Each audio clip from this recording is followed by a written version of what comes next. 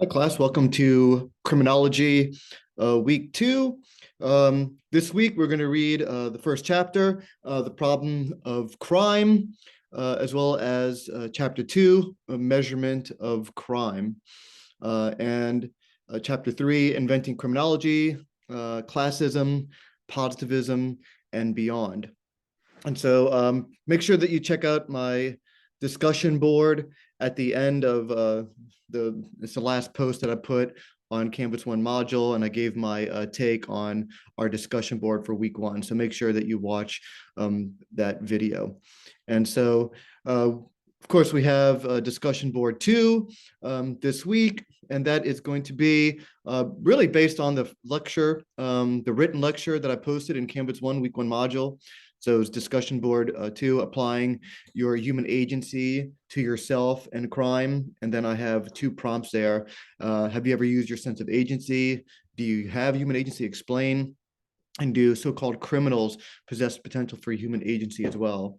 And one of the reasons why I asked that is because in criminology, criminals, so-called criminals, are always depicted as lacking agency, being kind of uneducated, thoughtless, being kind of culturally determined, having absolutely no free will whatsoever. It's kind of these pathetic, kind of uneducated people. And of course, if anybody has ever actually come across people that live deviant, transgressive, and even criminal lifestyles, that is often far from the truth. And so, anyway, that discussion board kind of goes off of the week one lecture, and it also kind of complements a lot of the readings that you'll have, this week. Let me see. So I have the week one or week two rather introduction. Basically, that's from the syllabus anyway, so it's just more of a reminder. And then you'll have chapter one and chapter two and chapter three for this week. Let's see.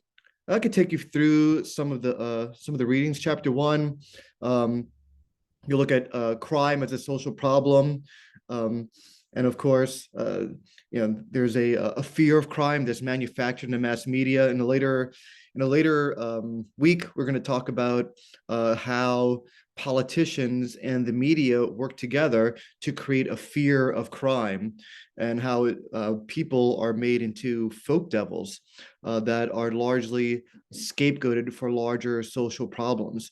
And so we want to look at what is the role of mass media in creating this kind of culture of fear that we live in the United States, to fear the other, to fear the immigrants coming to the United States, to fear what Hillary Clinton called super predators, as she was referring to inner city Black youths. And so this kind of fear and these moral panics and this creation of folk devils has always been part of the United States.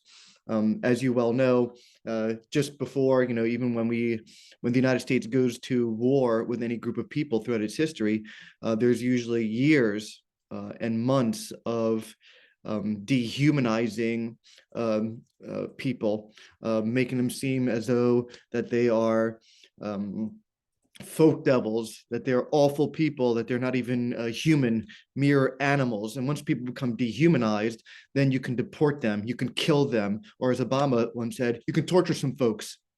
And so that's what happens in this dehumanizing process. You can put them in cages, you can touch their bodies, you can put them up against the car, you can fondle them, you can put chains on them or handcuffs, you can put them in prison. This can only happen when we first dehumanize people and make them seem as barbaric people not deserving of their human rights. So anyway, you can check out the notes I even put on crime and the culture of fear, and then the role of crime in the mass media. And of course, we can see how the so-called criminal is depicted. Most people today probably believe that crime is at an all-time high, when really crime is still outside of pockets. Crime is still at an all-time low in our society. The chapter goes on into talking about crime, criminal law, and criminalization. And of course, we have to ask, what groups of people are criminalized in our society and which people are not criminalized, even though they're just as likely to be quote unquote criminal. And of course, it's probably not a surprise that people that are most institutionally vulnerable are most likely to be criminalized, while people that are profitable for the capitalistic marketplace are the least likely people to be decriminalized. And so the chapter will also discuss a little bit about the law and the criminalization process, which includes the enactment of legislation that outlaws certain types of behavior, the surveillance and the policing of that behavior, and then the punishment of that behavior. And so, of course, this again applies to the most institutionally vulnerable people that are most subject to police scrutiny. Okay, and so the next part of the chapter talks a little bit about crime as a social problem, and it looks at crime like as a violation of conduct norms or crime as a social harm, an analogous to social inquiry or injury, crime as a violation of rights, crime as deviance. And so these are just kind of different concepts looking at crime. So make sure you read that. And remember, one of the things that I've said is that, crime and or deviance is not a quality inherent in any given action, but rather a quality bestowed upon an action by outside observers. There's also a section on crime, globalization, and global conduct norms. And so important to look at that. And then there's just some kind of questions at the end of the notes there that you can examine. Let me look at chapter 2, the measurement of crime.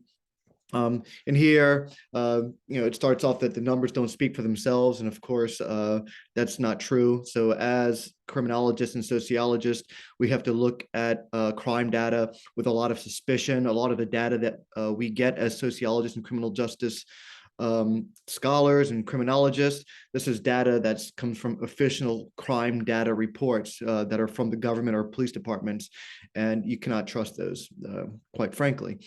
And so, and I know that firsthand, even speaking to a lot of police officers, how they'll classify certain crimes to make the reports look good. And so we can't really trust any type of official federal government. It has to be taken with a grain of salt.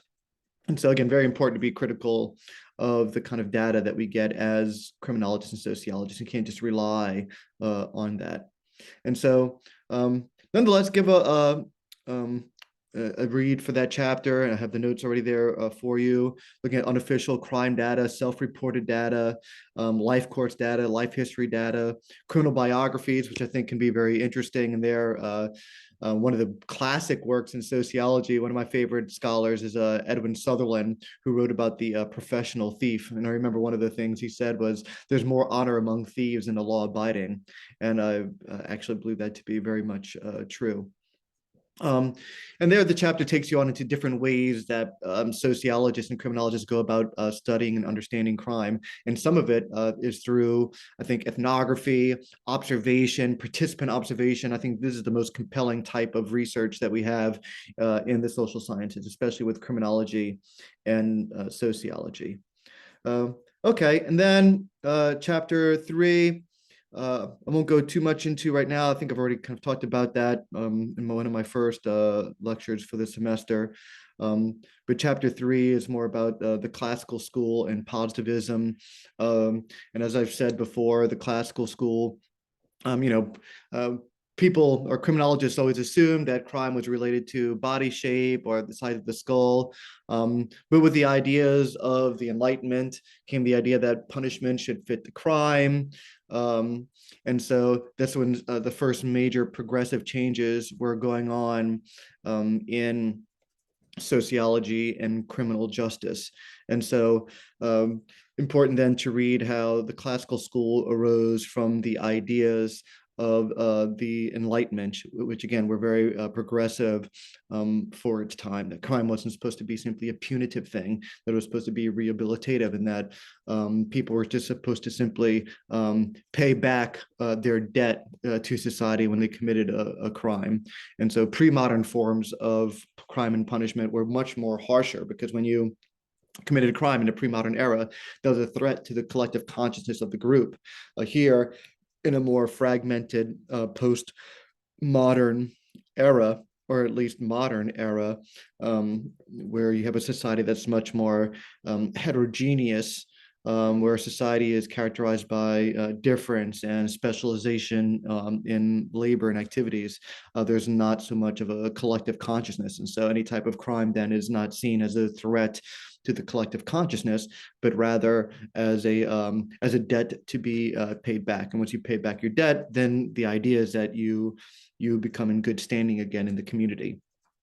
And chapter 3 also discusses the idea of positivism, which is basically that we can understand people the same way that we can understand plants and fungi, that people are determined. And if we have enough data on people, we can 100% predict their behavior. So it leaves no room for human agency. And that's still probably the dominant thinking in the social sciences, that people are they survive strictly on their instincts. They have no free will whatsoever, that we are as determined as ants are determined, or as fungi is determined, or as plants are determined. And that because of that, we can measure and 100% predict human behavior because humans have no agency. It's only the romantic scholars that are left around that believe that there's an idea of human agency. So nonetheless, enjoy the week, the readings. Make sure you check out the notes from those readings. And I look forward to having an interesting discussion board. And so thank you very much. Always email if you have any questions. And maybe I'll post something towards the end of the week. If not, I'll should have a video at the beginning of next week. Thank you very much.